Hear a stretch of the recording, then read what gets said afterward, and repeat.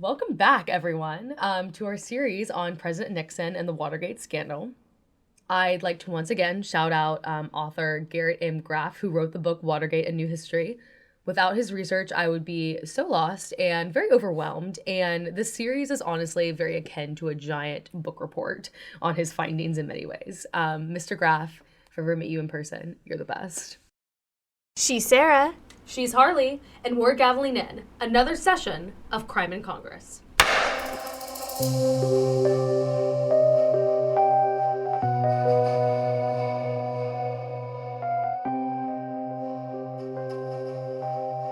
All right, but picking back up where we left off, Gordon Liddy is now working for the Committee to Re-elect the President, or CREEP for short. And he had just received word from CREEP's deputy director, Jeb Stuart Magruder, that his first assignment as part of Operation Gemstone was to break in and bug the office of the Democratic National Committee Chair Lawrence O'Brien at the Watergate complex. Remember, Operation Gemstone was basically an intelligence gathering operation against Nixon's political enemies formulated by Liddy and ex-CIA operative Howard Hunt. Now, before we dive into the actual Watergate break-in, there's another Nixon administration scandal that I think is worth mentioning, and that scandal has to do with a memo from a woman named Dita Beard. Beard was the sole DC lobbyist for the International Telephone and Telegraph Corporation, or ITT, which was a monster corporation at that time that included big brands like Sheraton Hotel, Avis, Rent-A-Car, and the maker of Wonder Bread. In 1969, ITT announced their biggest merger yet, the Hartford Insurance Company. As one can imagine, there was a lot of pressure for antitrust action against this merger.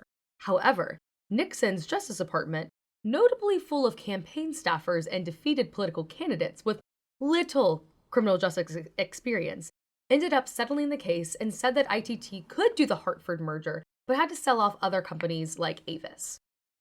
Simultaneously, the attorney leading the Justice Department's antitrust division, Richard McLaren, who had long supported antitrust action against ITT and was one of the only non-Nixon campaign aides, resigned and overnight was nominated and confirmed as a judge for the United States District Court for the Northern District of Illinois, a process that generally takes months. Yeah, that's sus. He was not vetted at a minimum.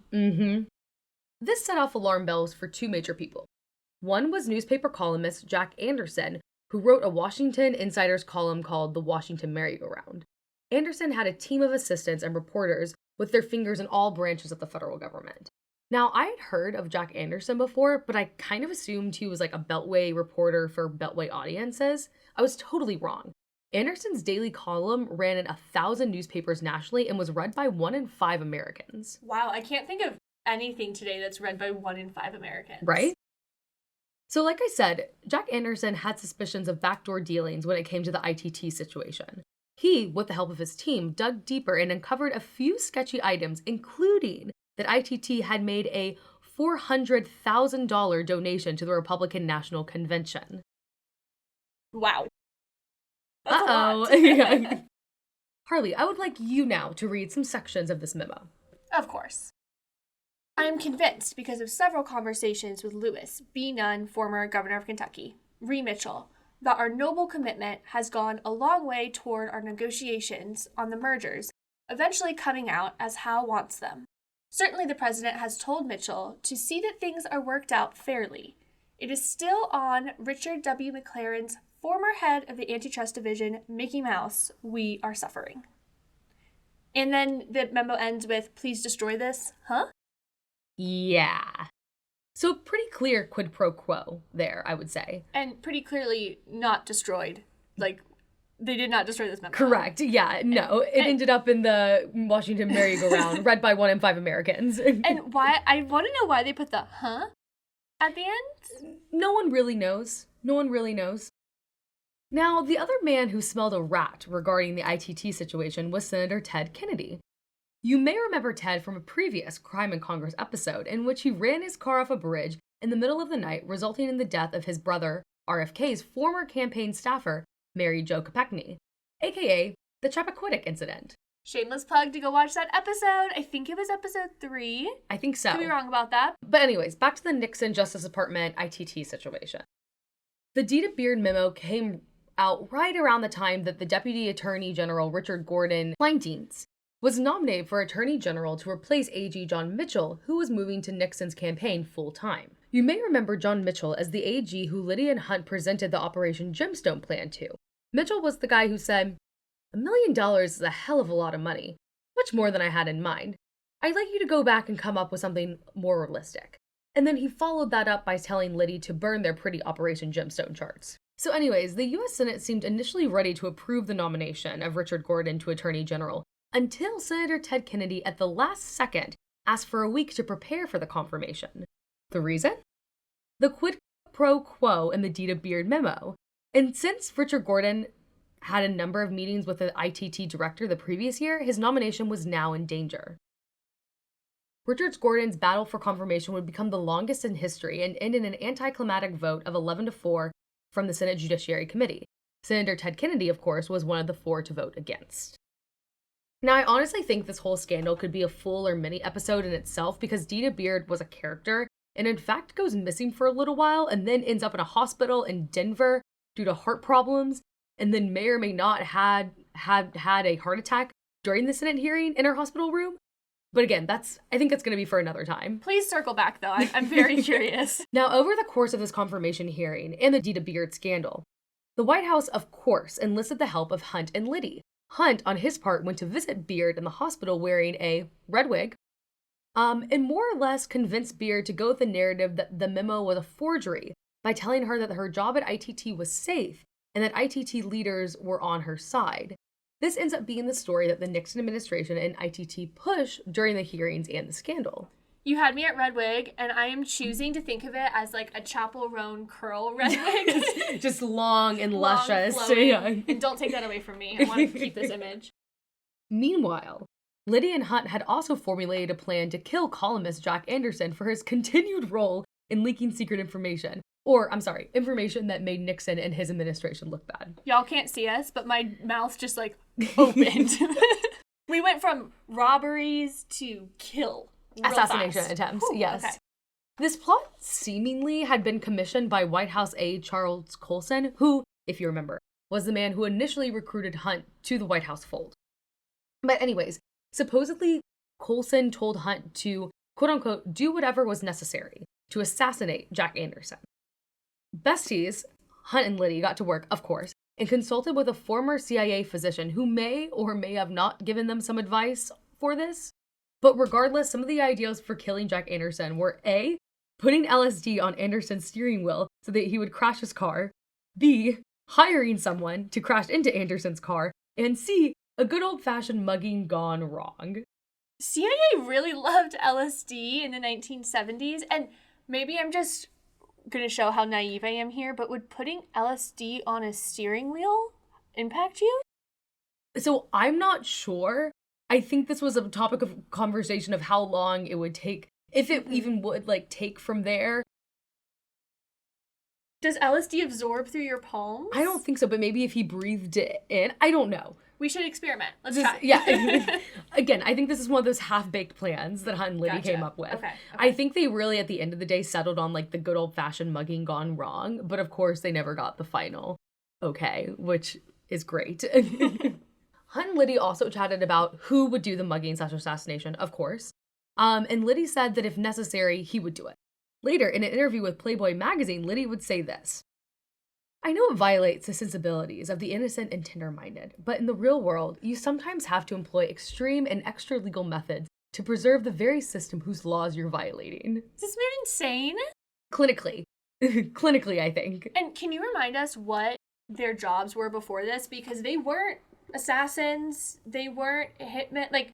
This has nothing to do with what they were doing before. Correct. So Liddy had done some work in the FBI, but it was never on this level. And then Hunt had also done some undercover work for the CIA. But again, from all the research that Garrett Graff found in his book, it kind of seems like it was more on the political side. So they're just kind of failing upwards through Nixon's criminal enterprise. Yes, exactly. And once again, no one is telling them no. Great. So this whole Jack Anderson ITT situation is what Senator Ted Kennedy later recalled as the real start to the Watergate scandal, which is why I wanted to mention it. In his words, Nixon now felt the heat of curiosity from the congressional Democrats and the party's leaders. His instinct was to dive more deeply into the murk. Maybe don't use water analogies after running your car off a bridge. Just a little comms advice there. But, I mean, he's probably right. My thoughts exactly. Okay, so let's go back to where we started the episode. The actual Watergate break-in. I'm excited. We've been waiting for this one. It's worth noting that breaking into the DNC headquarters at the Watergate complex was not exactly on Liddy's initial break-in list, and was certainly not supposed to be the first endeavor of Operation Gemstone. However, the idea of breaking into headquarters of Nixon's opponent, Democratic Senator George McGovern, was too difficult, so Watergate became the first project. Built between 1963 and 1971, the Watergate complex is a group of 6 buildings in the Foggy Bottom neighborhood of Washington, D.C. Back then, the complex included a hotel, 2 condo co-ops, and 2 office buildings. It was, by and large, considered a pretty swanky place to live, and multiple members of Nixon's administration actually lived there, including former AG and creep head John Mitchell and his wife Margaret. I thought this was also funny. There was quite a bit of controversy over how the new building looked in comparison to these huge regal marble structures in the nation's capital. In fact, a Washington Post critic stated that Watergate's aesthetic was akin to, quote unquote, a strip dancer performing at your grandmother's funeral. But nevertheless, in 1972, the Democratic National Committee moved their headquarters to the 6th floor of the Watergate office building, a move that some believed was hypocritical of the working man's party. This kind of reminds me of what we now see today with the National Democratic Club versus the National Republican Club, aka the Capitol Hill Club. The National Democratic Club is, it's kind of like a glorified community center inside, and while like the CHC is very like pretty and nice and regal, and they do like lots of events there. I'm not a lobbyist, so I haven't been to the National Democratic Club, so I'll have to take your word for it. I've only been there once. Insider info here, folks. In terms of scoping out the Watergate complex and the actual break-in itself, Hunt and Liddy had the help of several men. First was James Walter McCord Jr., who was also ex-CIA, later turned head of security for Nixon's re-election campaign. He had put together a stockpile of walkie-talkies, radios, eavesdropping tools, tape recorders, and more for the Operation Gemstone missions. The next man to know is Alfred, or Al, Carlton Baldwin. He was an ex-FBI agent who had been recruited by McCord to work on the re-election campaign. His role was to monitor the electronic bugs planted at the DNC headquarters. McCord had also rented him a room at the Howard Johnson Motor Inn across the street from the Watergate complex for this monitoring. Finally, Liddy and Hunt recruited Hunt's band of Cuban operatives, which included Bernard Barker, known as Macho, Eugenio Martinez, Frank Sturgis, Virgilio Gonzalez, Felipe de Diego, and Ronaldo Pico. I'm so sorry if I butchered any of those names. The boys are back. I'm so excited and terrified, but this already happened, so excited. So in May 1972, Liddy flew the Cuban operatives in 4 days before the scheduled Watergate break-in. In those 4 days, the group scoped out the complex and the surrounding areas. On one occasion, the group even signed into the office building and walked up to the DNC headquarters door. Hunt even made a clay impression of the lock. I'm kind of picturing, when kids think they're getting away with something, but, the parents or the adults are watching the whole time? It kind of gives that vibe where Totally. It's we know you are taking a cookie, but go for it. Yeah, exactly. That's kind of how I picture it. And this kind of we'll talk more about the theories a little bit later in this episode, which I'm very excited about. Okay. And I think that's a kind of a good point for one of the theories. Okay. So also while scoping out the complex, the group also found an underground corridor that connected the hotel and the office building together. It was planned that the group would rent out a banquet room in the hotel for a quote-unquote corporate event. Then Baldwin, from his post across the street, would see that everyone had left the DNC office for the evening, and then he would give the okay to the burglars to go into the office building from the hotel side. So Hunt and McCord also had determined that there was an alarm on the corridor that kicked in at 11 p.m. So the burglars needed to be out of the hotel banquet room and into the office complex by then, 11 p.m. On the evening of May 26, 1972, the group dined at the Continental Room of the Watergate Hotel. On the menu that night was a shrimp cocktail and filet mignon. The group also smoked cigars and sipped on scotch. You should have just ended the night there. Yeah. That sounds lovely. Why go forward?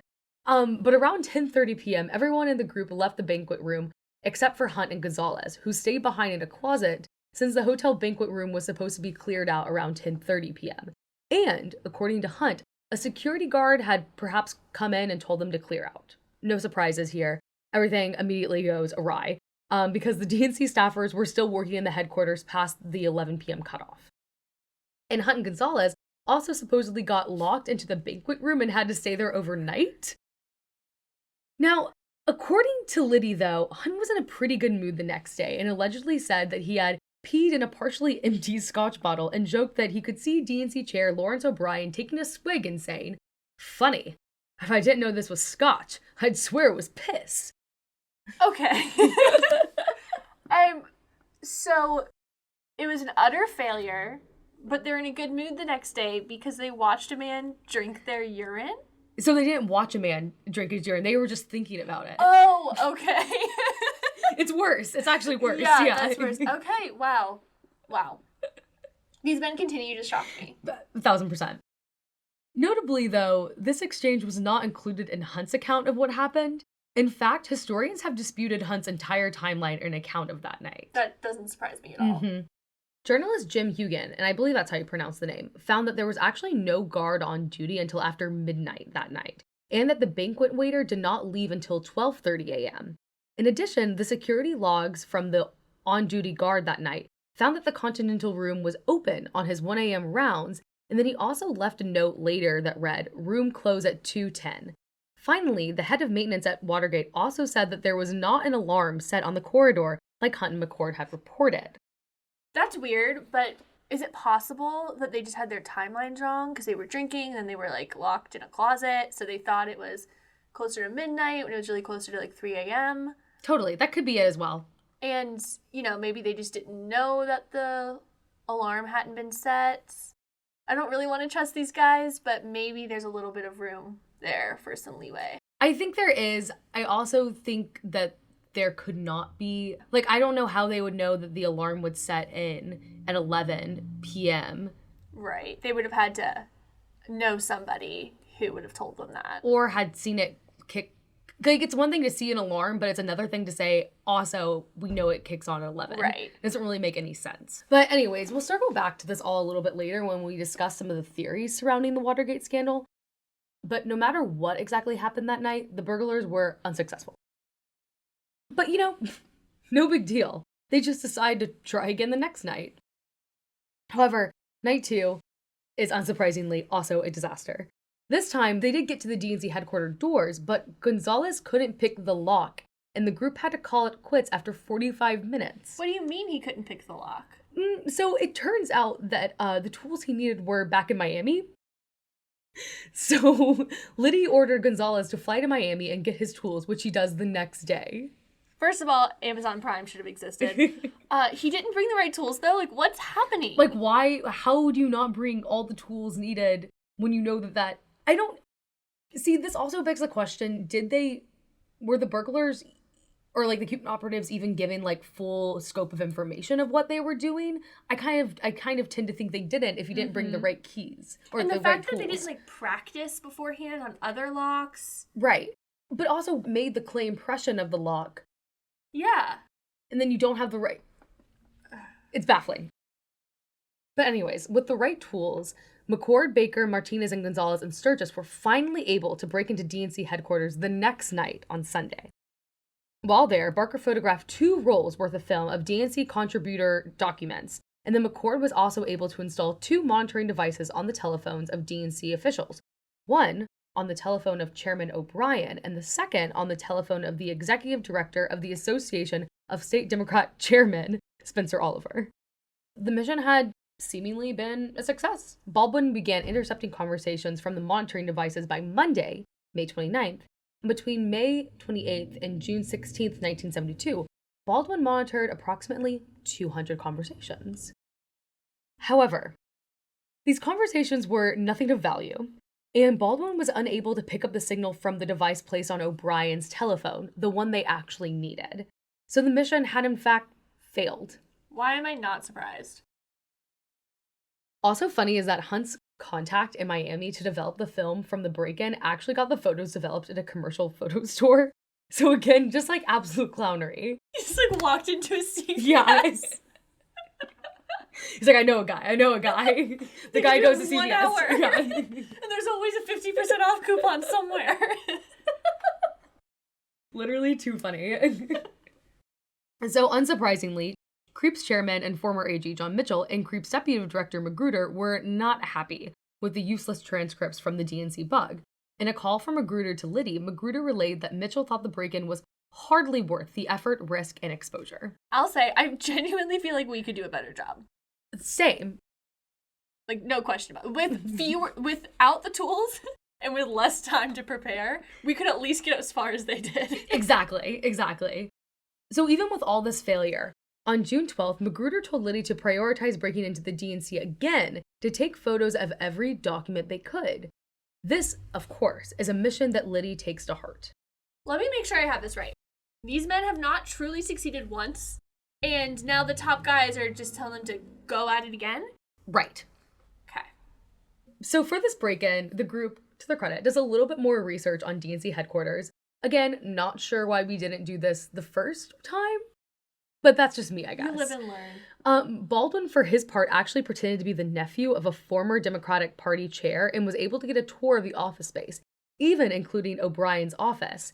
Afterwards, Baldwin drew out a map from memory. They give out tours? Yeah. That should have been stop number one. Exactly. And the fact that they signed in and went into the headquarters, made an impression on the lock, but then didn't think to have someone go in and ask for... Nothing makes sense. But okay, everyone. We have finally arrived at the night you've all been waiting for. That's right. The night that the Watergate burglars were made and arrested. Thank you for your patience and bearing with me for this long. Let's get into it. For this break-in, Liddy and Hunt flew the Cuban operatives back into town, and the team had a nice lobster dinner at the Watergate Hotel on the evening of June 16th, 1972. One thing these men could do well was a menu. No, they love to do lavish dinners and stuff and really treat themselves, because I read at some point that they felt like the risk they were taking they deserved. They deserve the nice food, the nice drinks, the nice cigars, right? I don't think they deserve anything, but sure. Yeah, whatever you need. So after dinner, the Cuban operatives went up to their hotel room at the Watergate to prepare for the break-in and perfect their photography skills. They're just learning how to take photos. Cha-ching! Now, around 10 p.m., McCord reported that he had taped the door to the parking garage on the office building. This was a trick used by the maintenance and repairmen who worked at the Watergate complex, who went in and out of the building during the day, so the idea is that it wouldn't raise any eyebrows. McCord was ultimately wrong. Imagine that. So on his first round through the complex, on-duty security guard Frank Wills noticed the tape and removed it, thinking that it was early from the day. He then went across the street to grab a bite to eat. A little bit about Frank Wills. He is originally from Savannah, Georgia. GAO1! And he had held a series of lower-paying jobs, including one working for a Ford assembly line in Detroit. However, his asthma prevented him from continuing working there, so Wills had moved to D.C. and had started working at the Watergate complex as one of the midnight guards.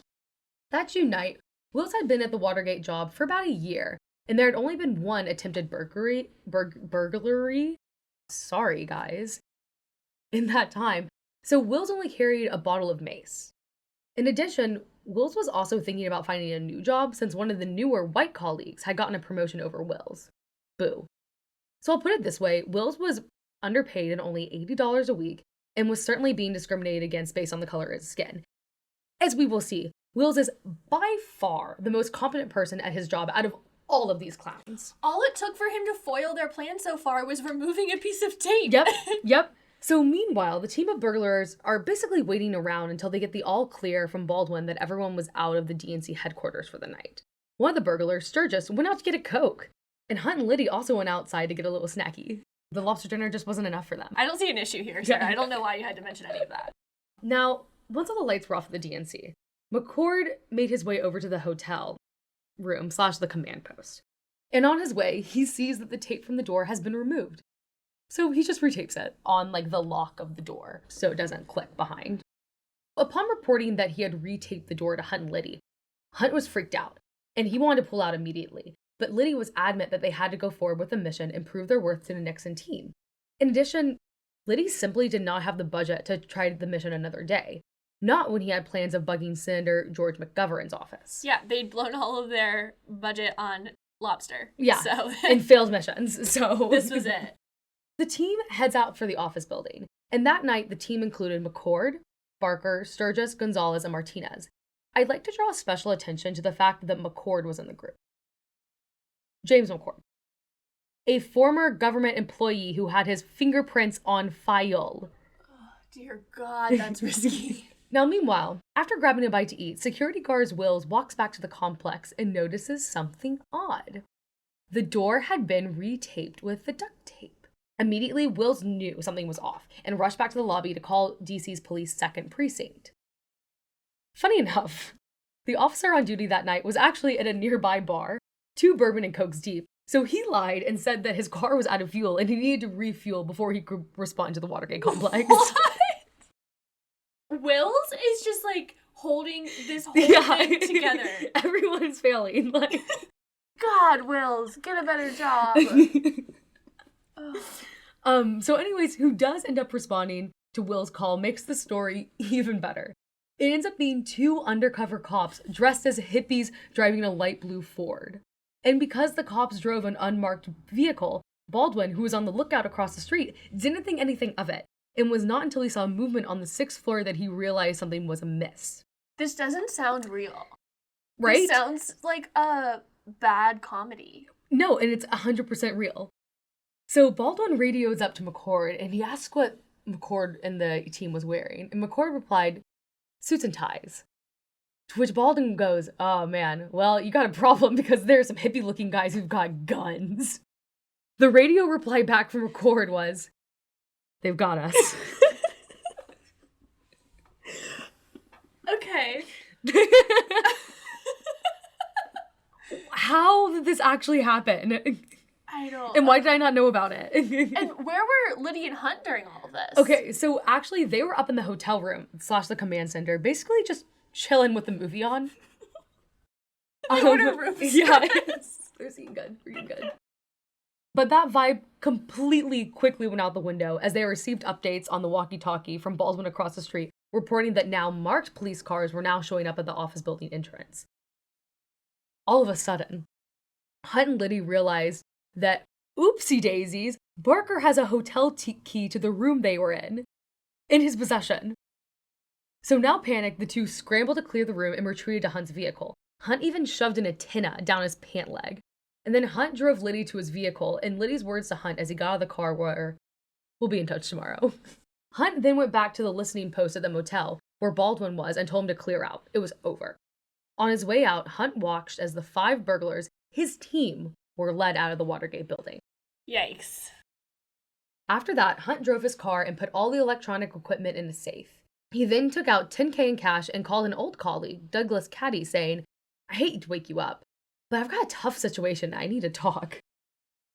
Hunt then went to his old office building to make a call to Barker's wife in Miami to let her know that Barker had been arrested.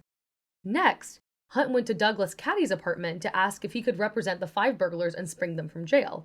Caddy, notably, was not a criminal defense attorney and had to phone some of his attorney friends to find out where the criminals were likely taken, aka to the DC jail. Was Hunt panicked? Because I would be. Right? Even with all this midnight scrambling, Hunt was apparently not too concerned at this point. He figured that Caddy would be able to get the burglars out of jail, and that if he couldn't, a call from the Attorney General would fix things. After all, the operation was allegedly okayed by former AG John Mitchell himself.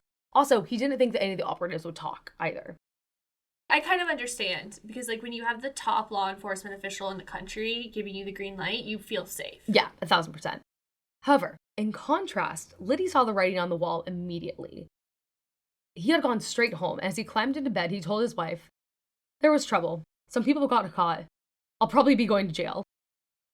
Follow-up questions immediately. Yeah. Say what? It's like, okay, good night. Can you imagine? Can you imagine? My anxiety could never. No.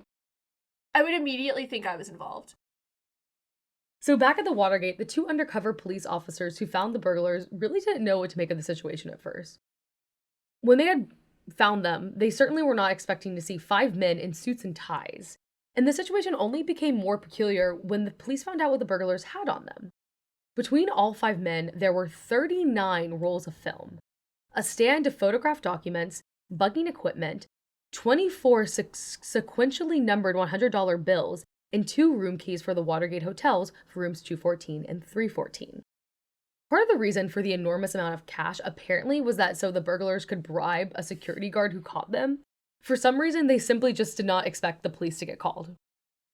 Okay. Beyond the cash, it was also odd that by morning, an attorney named Douglas Caddy showed up at the precinct saying that he represented the men. This was especially odd since not one of the men had made a call from the jail that night. So clearly, someone had sent Caddy, who knew about the arrest pretty much immediately. This is just mistake after mistake. Just before we go on, I'd like to make a point to note that security guard Frank Willis only received a $2.50 per week pay bump after finding the burglars and did not receive a promotion for discovering the burglary. That is so messed up. Yeah. Another fact, Wills actually played himself in the 1976 film All the President's Men. So while I don't have a theater reference for you today, I do have that. I knew something was missing, so finally, it feels like we're back in Congress officially, folks. So something I didn't realize while doing this research is that, quite frankly, we have no idea why Hunt and Liddy's team broke into the Watergate office building that night. There's just not a clear motive at the end of the day. Like, they were there to take photos of documents, but conflicting accounts from Hunt, Liddy, and others make it unclear exactly what they were actually looking for that night. Really? That's hard to believe. I know. Garrett Graff in his book did a super job explaining the main theories on what exactly happened that night, so I'm going to summarize them here for you. Do you have a theory that you prefer? I do, but we'll get into that at the end. Theory number 1 is the simplest and is also the official story. Basically, the break-in had the purpose of bugging the DNC chair's phone, fixing the broken bug, and the mission was balked because it was a dumb plan developed by inexperienced men in love with the idea of espionage who had very little supervision. I don't hate it. I think it's probably pretty likely, but I also think it's probably a mix of some of these other theories that we're about to hear about. So theory number 2 poses that the burglars broke into the DNC headquarters that night to find financial improprieties on the Democrats, or to find out if the DNC had plans to interfere with the RNC like Creep was planning to do to the Democrats. Later, Magruder and White House counsel John Dean thought that maybe the White House had the idea that the Democrats were funding their convention through backdoor deals similar to their situation with ITT. Remember the $400,000 donation from ITT to the RNC. This theory is supported by the fact that Hunt told the burglars to photograph documents with financial figures and computations, anything that looked like it had to do with contributions. Again, this is why I wanted to note the Dita Beard memo earlier, just so you had the full context of everything that was going on. But this theory, notably, was also the one that Nixon's chief of staff Hadelman told to Nixon. In the Oval Office, he said, they were looking for stuff on 2 things. One on financial, and the other on stuff that they thought they had on what the Democrats were going to do to screw us up, because apparently a Democratic plot. Hadelman then added cautiously, I don't know any of this firsthand. I can't prove any of it, and I don't want to know. Liddy, on the other hand, embraced a third theory. Wait, hold on. I'm sorry. The fact that the men involved have their own theories about what they were doing. It's literally such a mess. They needed a woman on this team, truthfully. If there was mark my words, if there was a woman on this team, they would have been successful. None of this would have happened. Yep. Yeah. One woman. That's all they need. Yep. And wills. One woman and wills. Yes, exactly. One woman. You're right. So as written in his memoir, Liddy stated that the purpose of the second Watergate mission was to find out what O'Brien had of derogatory nature about us, not for us to get something on him or the Democrats. So what kind of derogatory information were they looking for? According to a theory by authors Len Collodi and Robert Getlin, in their 1992 book Silent Coup, the break-in was actually connected to an alleged high-price escort service. The theory goes that it was actually White House counsel John Dean who ordered the DNC break-in to see if the Democrats knew and would use against him and the White House that his then-girlfriend Maureen Biner was friends with a woman named Erica Heidi Reichen, who the Silent Coup authors maintained was a high-price escort at the time. You see, there were news reports at the time of a call girl ring in the nearby Columbia Plaza apartment complex. The authors believed that this ring was connected to the DNC and that in the desk of Secretary Ida Maxwell Wells was a photo portfolio of Erica Reichen's escorts that visiting Democratic officials could look through and then arrange meetings through the phone of Executive Director of Democratic State Chairman Spencer Oliver to meet up with the girls. Oh. Mm-hmm. Items that support this theory include that the burglars had installed a bug on Spencer's phone, which seemed like a really odd choice as Spencer was kind of an obscure official. And second is that when they arrested burglar Eugenio Martinez, he was found carrying a key that fit the desk of Ida Maxwell Wells. And that's something that's never been explained. That's so interesting. I almost don't want to give them enough credit for being able to, like, piece all of that information together, though. Right. I wonder if this was just like a death by 1,000 cuts. So we're just going to do everything we can when we get in there. Right. I don't know, but how did they get the key? Where did the key come from? So many questions. Also relevant to this theory is that Baldwin later said that he had intercepted calls that were explicitly sexual and intimate, but prosecutors ultimately decided that it was DNC secretaries calling their boyfriends. Which also, I have to say, to talk dirty to your boyfriend at your office is kind of a crazy thing to do? Question mark? Oh my gosh. Phone sex at the DNC. Yeah. Like, no? Third date activities right there. In the 1970s, I have to also think that was even more taboo than it would be today. I don't know if that's my whole other issue. I don't know if I believe that happened. Hey, baby. Yeah, like, what? I'm on Pennsylvania. Like, no. So the reactions to this theory have been largely, there's no way. And for what it's worth, John Dean and Maureen Biner, who, by the way, they ended up marrying, so it wasn't just, then girlfriend, they have adamantly opposed this theory for obvious reasons. However, the theory was embraced by Liddy and White House counsel John Ehrlichman, for what it's worth. So it sounds like all of these theories probably have some truth to them if someone involved believes it. Right. But also Liddy's crazy, so I'm not sure how much stock I can put into what he has too. Like, did he actually know that they were looking for call girl, high-priced escort? Why wouldn't he just say that in his book later? Derogatory information? Mm-hmm. That could also be just financial stuff, right? I don't know. And, like, I wonder if because they failed, they have this urge to make it sound like so much more complicated, right, and more insidious than it really was. Like, oh, we were trying to find all of these secret files based off of these tips, when really it was a pretty simple mission that they botched. Right. And so now they're, like, trying to backpedal and be like, oh, well, it was actually all this other stuff. So the other theory of what the burglars were looking for that night, again, this derogatory information, was connected to a Nixon administration scandal that we chat about in part 1.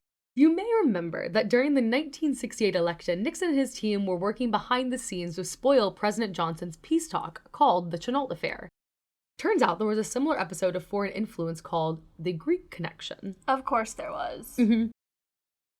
Apparently, Nixon's campaign accepted about $500,000 from the Greek military junta that ruled Greece from 1967 to 1974. Notably, the Nixon camp suddenly embraced the junta in the fall before the election, so perhaps that could have been another motive for the break-in, essentially to find out if the Democrats had documentation of this Greek connection. These ideas make more sense to me because this is actually, like, espionage. Right. These are high crimes and misdemeanors. That seems more legit to me. My other theory, and this is kind of one of my favorite theories. I don't think I believe it 100%, but it is one of my favorite theories in general, is that some of the members of the operation, namely Hunt and McCord, were set on undermining the mission from the beginning. The reason for this lies in the two men's connections to the CIA. The story goes that perhaps the CIA wanted to sabotage the operation to perhaps ruin Nixon or maybe even protect its own interests in this alleged sex ring. A couple of supporting items for this include the fact that Hunt and McCord were both ex-CIA, and that Hunt had previously worked for a PR company that did cover work for the CIA. And remember how I told you that Hunt's timeline for the first TNC break-in attempt didn't exactly add up? Well, this also supports the idea that Hunt and McCord were in cahoots with the CIA to sabotage the mission.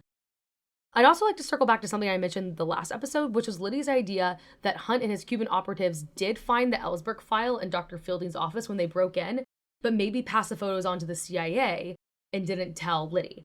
Because remember, they had champagne at the end of that mission that was seemingly a failure. And then we have this whole thing about the alarm not working. But some of the other supporting, evidence, quote unquote, for this theory is that also the night of the June 1972 burglary, so this is the one where they actually all get arrested, Martinez also later recalled that McCord would separate from the group at all times. Like, apparently he wasn't with the group when they first entered DNC headquarters. There's also this 6-man theory folded into this.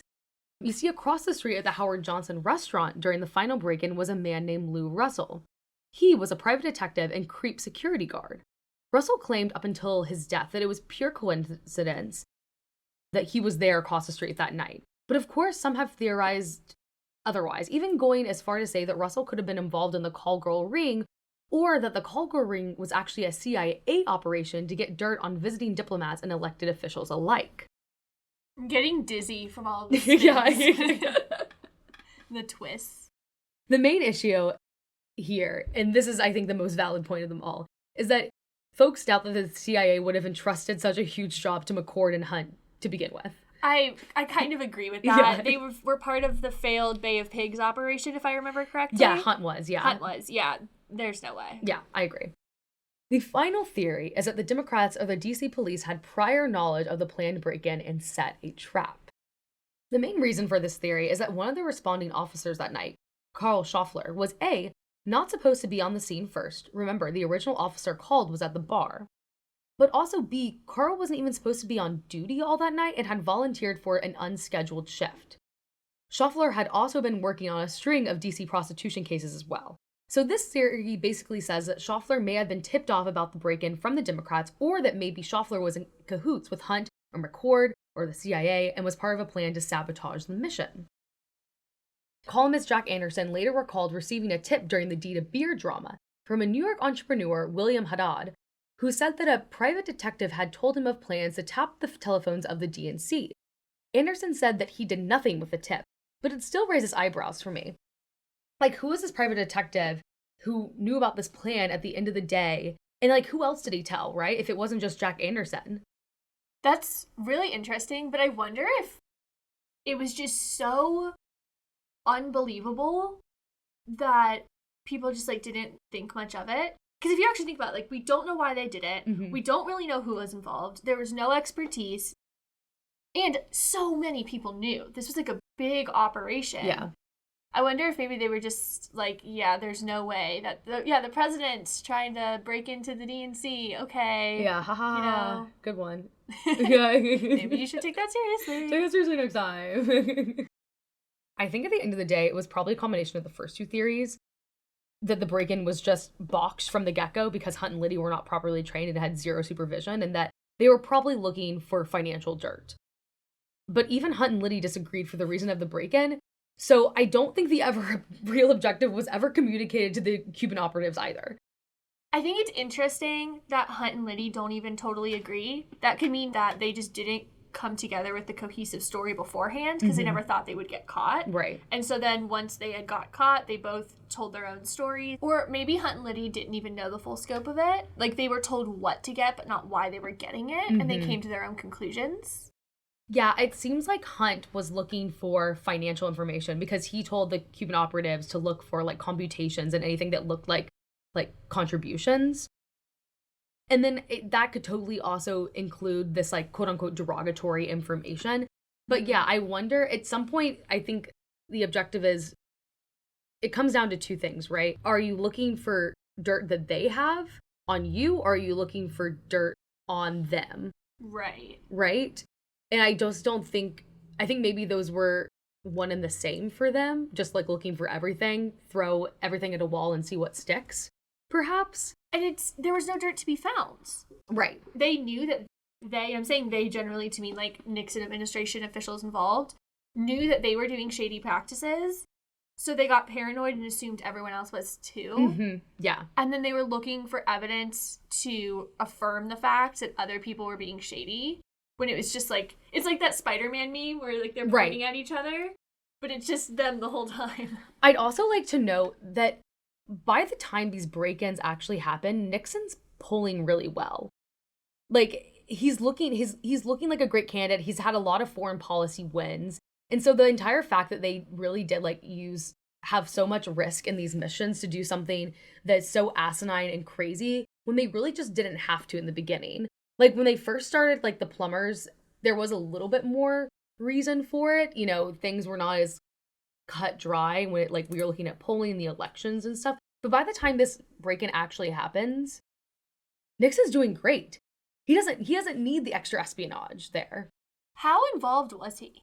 Like, in your theory, at least. So, he definitely knew what was going on. I don't think he was giving final okay, perhaps, but, like, he knew about the break-in. He knew that his team was involved in it. And he's also the one who started it. At the end of the day, he's the one who started it. And at every single point of this saga, he had authority to end it. Right. Even if someone took something he said too seriously and started this whole plan, at some point he could have stopped it, and he didn't. Yeah, and be like, hey, whoa, actually, I was just being a hothead. You don't actually do that. That's crazy. I don't think I've ever really understood just how much Nixon's own insecurity and paranoia and hubris played a role in this. Like, it was all him in his head. He just needed a little positive self-talk. He needed a little bit of therapy. Yeah. If Nixon had therapy and if a woman was on the White House plumbers team, none of this would have happened. Those are just two very basic things. It's like, we need a telehealth appointment, we need a woman, and we need wills to get paid fairly. Yeah. 3 things. That's all we ask. Yep. That's all we ask. That's it. Problem solved. Time machine. Yeah. That's what I would do. It's like, you get a time machine, you get to do 3 things. Like, okay. We could have changed the course of history. I'm going to put Nixon in therapy first. That's really number one. Yeah. That might solve everything right there. One maybe good profile from like Wall Street Journal or New York Times would I think made a big difference to him. Actually, it all goes back to his televised debate with JFK. Oh, so that was really damning for him. You know what? It started when he lost the spelling bee. And he never recovered. He really did, yeah. He asked someone to prom and they said no, and now we have Watergate. He had very like little man syndrome, where he's like always constantly compensating for what he thinks his deficiencies are, and he's just so insecure and paranoid that he really is he is his downfall.